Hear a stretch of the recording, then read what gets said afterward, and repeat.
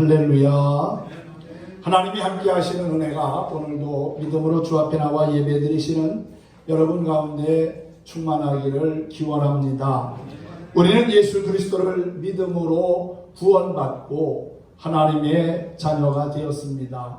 그런데 중요한 것은 성령으로 거듭나야 한다는 사실이지요. 이는 곧 예수 그리스도와의 인격적인 만남을 의미합니다. 요한복음 3장에 보면 밤중에 예수님을 찾아온 사람이 있었습니다.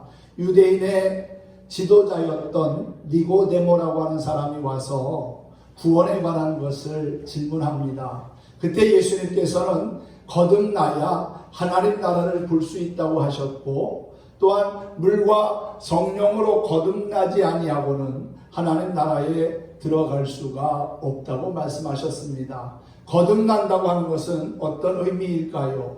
어머니 뱃속에 다시금 들어갔다 나오는 것입니까? 아닙니다. 예수 그리스도와의 인격적인 만남을 통해서 내가 새 사람 되는 것을 의미합니다. 진정한 하나님의 백성, 하나님의 자녀, 그리스도인이 되는 것을 의미하지요. 오늘은 특별히 감리교회의 창시자인 존 웨슬리 목사의 회심 기념주일로 지키는 가운데 있습니다.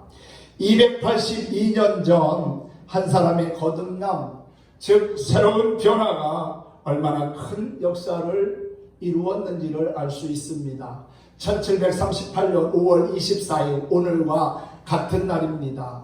저녁 8시 45분쯤 영국 올더스케이시라고 하는 거리를 지나가다가 존 웨슬리는 우연히 한 집회를 참석하게 됩니다.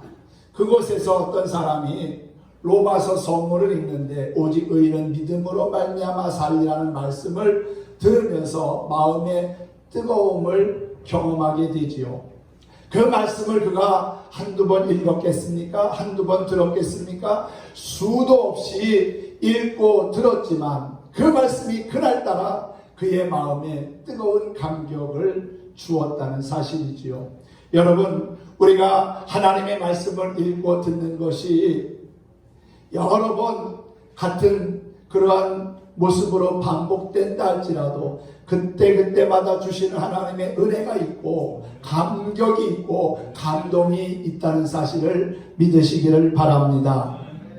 그가 전혀 믿음이 없는 사람은 아닙니다. 누구보다도 존 웨슬리는 규칙적으로 성경을 연구하고 또한 기도하던 믿음의 사람이었습니다. 그 누구보다도 신앙의 열심은 있었지만 영적 체험이 없어서 확신이 없는 그리스도인으로 살았는데, 그날 밤 예수 그리스도와의 만남을 통해서 죄 사함과 더불어 구원의 확신을 얻게 된 것입니다.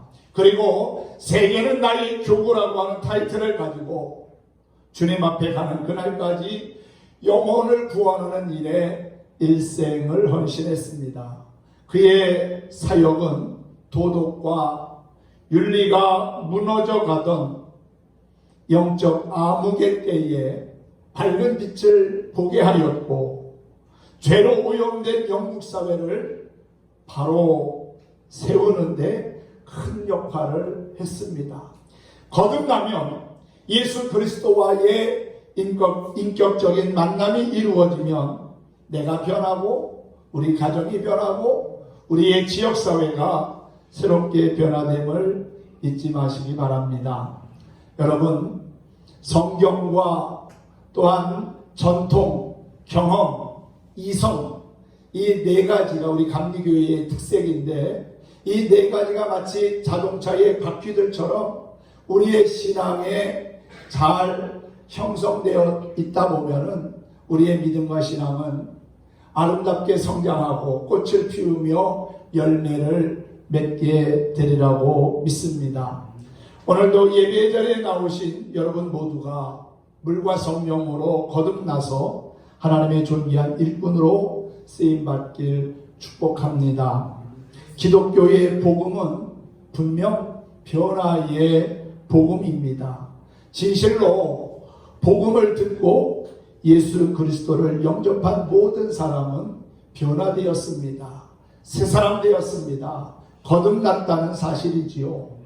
누구보다 예수 믿는 사람이 너무나 미워서 물불을 가리지 않고 체포하는 일에 앞장섰던 사울, 중세의 방탕하로 알려졌던 어거스틴, 대동강변에서 토마스 선교사의 목을 벤 박춘권, 황해도 안악골 깡패 출신의 김익두, 그리고 오늘 본문에서 소개하고 있는 빌레몬의 집에서 도망친 오네시모, 이런 사람들이 예수 그리스도의 복음을 듣고 변화된 사람들입니다.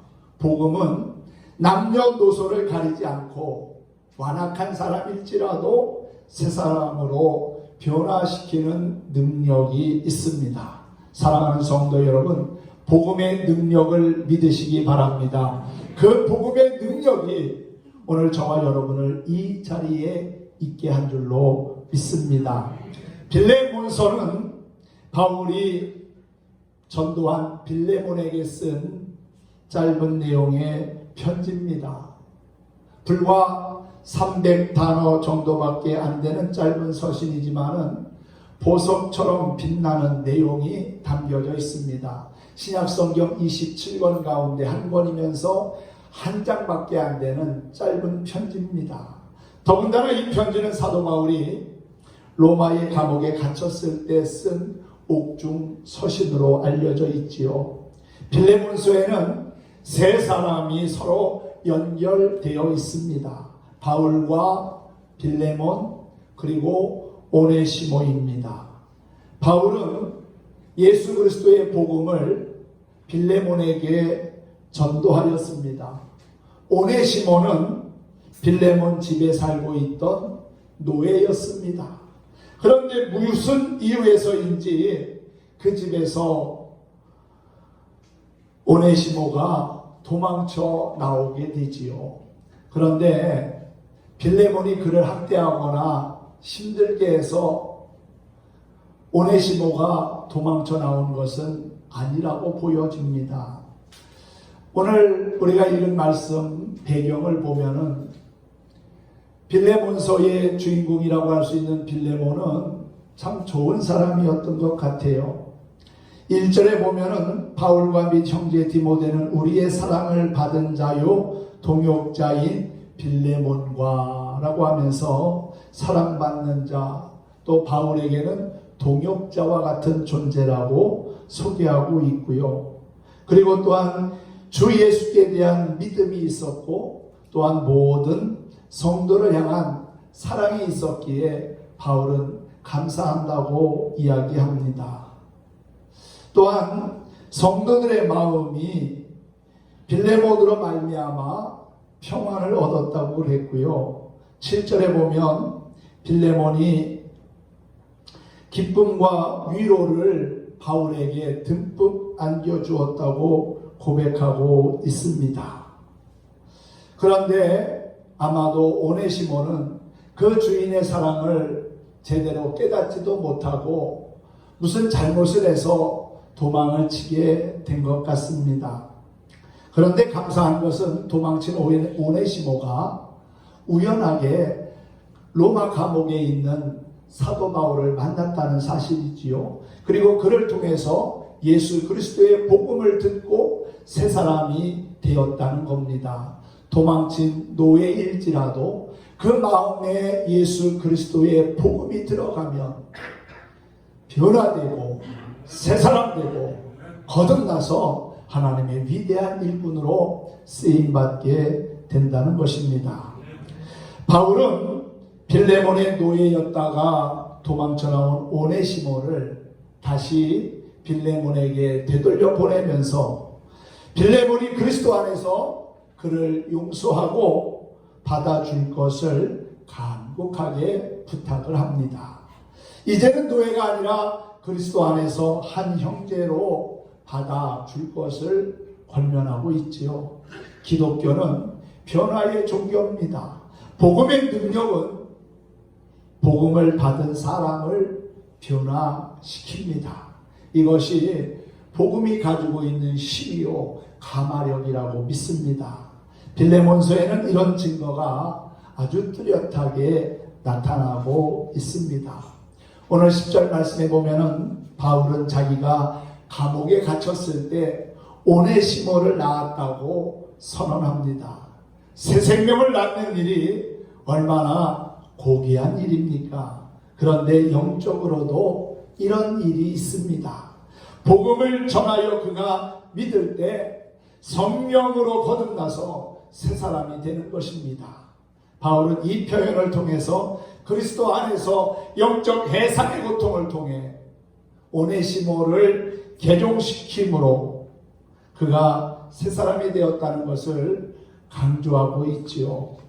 바울은 오네시모가 빌레몬의 종으로 있다가 도망하였다는 사실을 알고 있기에 오네시모에 대한 빌레몬의 나쁜 인상을 염려하여 먼저 오네시모가 복음으로 변화되었고 새 사람이 되었으며 자신이 사랑하는 자임을 언급합니다. 바울은 오네시모에 대하여 말하면서 11절과 12절에 보면 그가 전에는 내게 무익하였으나 이제는 나와 내게 유익함으로 내게 그를 돌려보내니 그는 내 신복이라고 말하고 있어요. 이 신복이라고 하는 말은 심장과 같은 말입니다. 내 심장과 같이 그만큼 나에게 필요한 사람이고 또한 중요한 사람이라는 사실이지요. 마치 오네시모를 위하여 빌레몬에게 추천장을 쓰는 것처럼 보입니다. 사실 교회는 개인적으로 예수 그리스도를 믿음으로 구원함을 얻은 사람들이 모여서 하나님께 예배하는 곳입니다. 성도란 복음으로 태어난 사람들, 성령의 능력으로 새로 태어난 사람들이므로 예수 그리스도 안에서 한 형제요 자매입니다. 한 가족이라는 말이지요. 그러므로 교회의 연합과 일치가 가능해지는 것입니다. 바울은 교회를 그리스도의 몸이며 성도는 그 몸의 지체라고 말한 바 있지요. 그러므로 모든 지체는 같은 몸에 붙어 있고 같은 몸을 위하여 섬겨야 하는 것입니다. 복음으로 변화된 그리스도인은 새로운 삶으로 변화가 됩니다. 그래서 전에는 무익한 사람이었지만 지금은 유익한 사람으로 살아가게 된 것입니다. 오네시모라고 하는 이름의 뜻은 유익하다라는 뜻이 있습니다. 그런데 사실 오네시모는 빌레몬의 노예로 살면서 그의 주인의 마음에 기쁨을 주지 못하고 유익함이 되지 못하고 오히려 무익한 존재로 전락하고 말았습니다. 그렇게 이름에 걸맞지 않은 삶을 살던 오네시모가 우연찮게 사도 바울을 만나면서 자신의 이름의 본뜻을 회복해 나가는 것을 보게 됩니다. 예수님 만나기 이전에 우리의 모습은 어찌 보면 오네시모처럼 무익한 삶의 주인공이었는지 모릅니다. 그런데 예수 그리스도를 믿고 그분을 만남으로 말미암아 우리는 이제 더 이상 무익한 자가 아닌 하나님과 모든 사람들에게 유익한 존재가 되었다는 사실이지요. 사랑하는 성도 여러분, 하나님을 믿고 예배하는 사람은 유익한 사람이 되어야 합니다. 있으나 마나한 사람이 아니라 무익한 사람이 아니라 모든 사람을 이롭게 하는, 기쁘게 하는 그러한 유익한 사람이 되어야 한다는 사실이지요. 예수님이 이 땅에 오셔서 죄악된 것을 몰아내고 세상 죄를 다 짊어지시고 십자가에서 피 흘려 죽기까지 우리를 사랑하셨던 그 사랑의 모습을 가지고 우리도 세상의 빛과 소금으로 살며 유익한 사람이 되기를 힘써야 될 줄로 믿습니다. 전에는 무익하던 자가 이제는 유익한 자가 됐습니다. 단지 이름만 변한 것이 아니라 그의 본성과 삶이 변화된 것이지요. 그래서 사도 바울은 나와 내게 그가 유익한 사람이라고 자신 있게 말할 수 있었던 것입니다. 우리가 오늘 본문 14절 말씀까지 읽었습니다만 그 뒤에 말씀에도 계속 보면은 사도 바울이 오네시모에 대한 얼마나 큰 애정을 가지고 있는지를 알게 됩니다. 빌레몬에게 오네시모를 소개하면서 16절 말씀에 보면은 이렇게 말하고 있지요. 이후로는 종과 같이 대하지 아니하고 종 이상으로 곧 사랑받는 형제로 둘 자라. 내게 특별히 그러하거든 하물며 주 육신과 주 안에서 상관된 네게랴 라고 했어요. 사실 그 당시 로마 문화 속에서 노예라고 하는 신분은 사람 취급을 받을 수 없었습니다. 그 당시에 무슨 인권이 있었겠습니까? 노예는 하나의 물건입니다. 사람들이 돈 주고 사고 파는 그러한 물건과 같은 존재입니다. 말 듣지 않으면, 도망치면 죽여도 상관이 없는 그러한 존재가 그 당시 노예였다는 것이지요. 그런데 그런 노예를 형제라고 부르고 그를 사랑해 주라고 하는 것은 파격적인 일입니다. 이것은 어떻게 보면은 그리스도 안에서만 가능한 것이라고 믿습니다.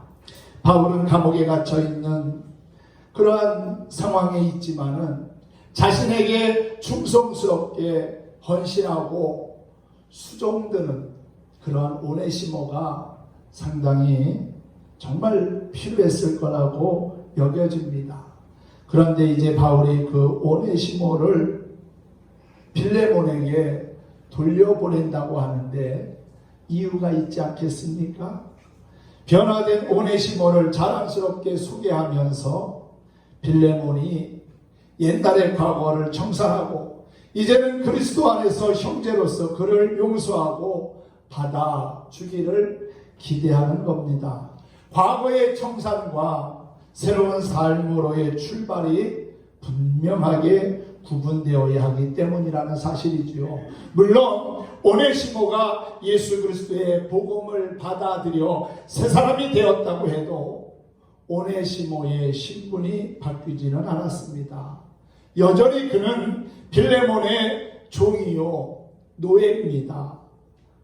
그렇기 때문에 바울은 오네시모를 빌레몬에게 돌려보내는 것이지요.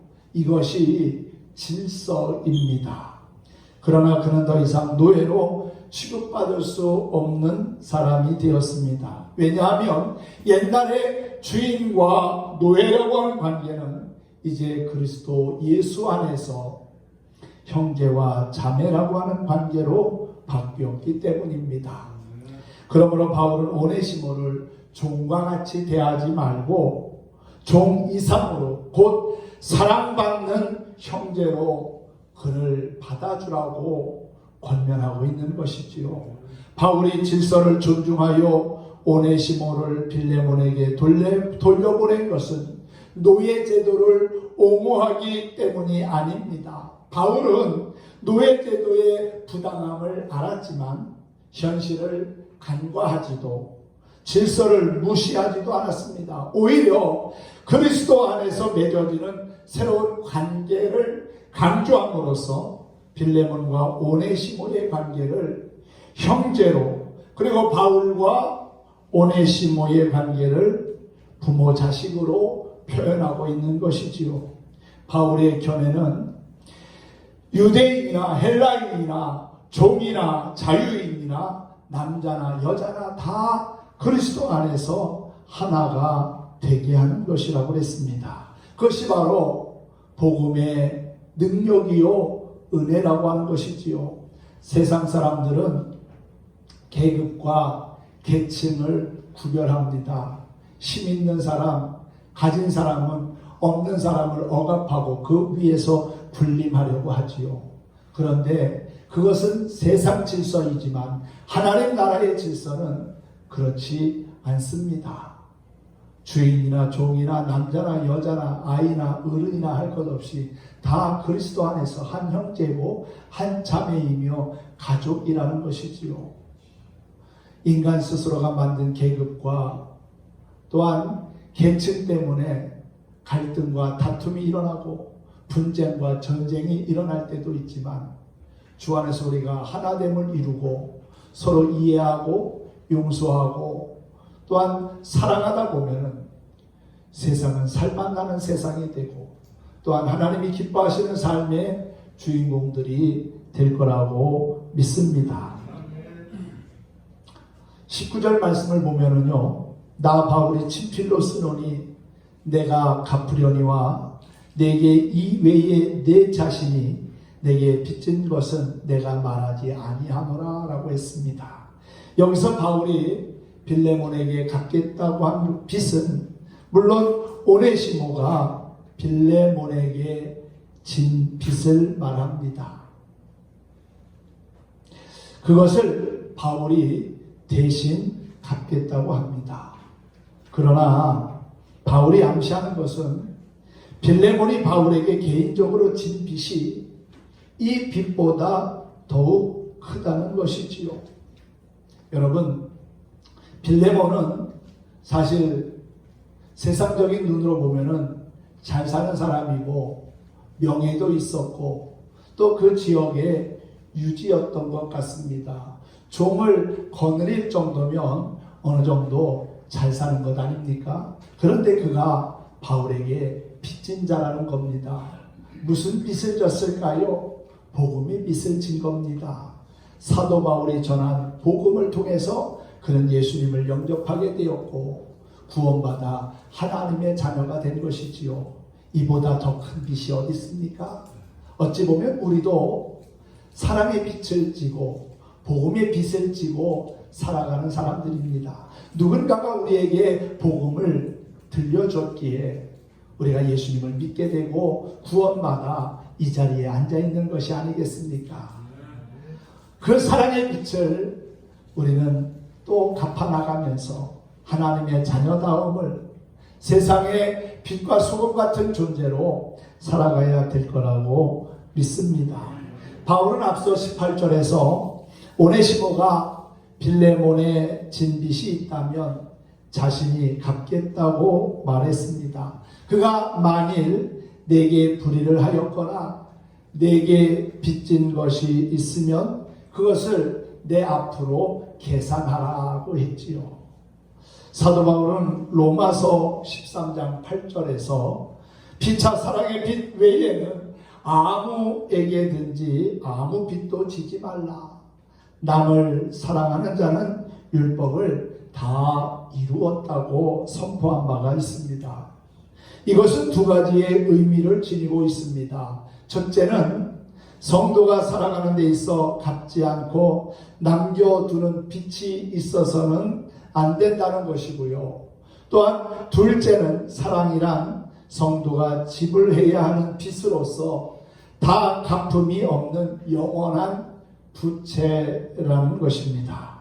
그렇습니다. 우리 그리스도인은 주님께 도저히 갚을 수 없는 사랑의 빚을 지고 사는 사람들입니다. 그러므로 우리도 다른 사람들에게 사랑을 거저 베풀고 나누어 줄 수 있어야 한다는 것이지요. 이렇게 은혜는 돌고 도는 것이고 끊임없이 또 다른 사람들에게 흘려 보내야 되는 하나님의 선물이라고 믿습니다. 바울은 빌레몬이 오네시모를 아무 조건 없이 용서해주고 빚진 것도 탕감해 줄 것을 강력하게 요청합니다. 내게 빚진 것이 있으면 그것을 내 앞으로 계산하라 한 것이 바로 좋은 예가 될 것입니다. 빌레몬이 바울에게 오네시모의 빚을 갚으라고 할 수 있겠습니까? 주님도 마찬가지입니다. 우리에게 바울처럼 말씀하십니다. 그러면 주님께 엄청난 은혜를 거저 받은 우리가 주님께 갚으라고 말할 수 있겠습니까? 안 됩니다. 그러니까 내게 죄 지은 자와 또한 내게 빚진 자를 주 안에서 용서도 해야 하고 또한 빛을 탕감해 주기도 해야 한다는 것이지요. 사랑하는 성도 여러분, 오늘날 우리 그리스도인들의 삶에 변화가 없다면 그것은 복음을 제대로 받아들이지 않았기 때문이거니와 또 한편으로는 복음을 왜곡했기 때문일 것입니다. 복음을 탐욕적인 수단으로 이용하려고 하는 사람들에게 복음은 아무런 힘도 역사도 일으킬 수 없습니다. 진정한 복음의 능력은 원수도 친구로 변하게 하고 죄인도 의로운 자가 되게 하며 무능한 자도 주님께 귀하게 쓰임받게 만드는 것이지요. 무능한 자를 유능한 자로, 무익한 사람을 유익한 사람으로 만든다는 것입니다. 복음의 은혜와 능력 안에서 우리 모두가 거듭난 그리스도인으로 살아가기를 소망합니다.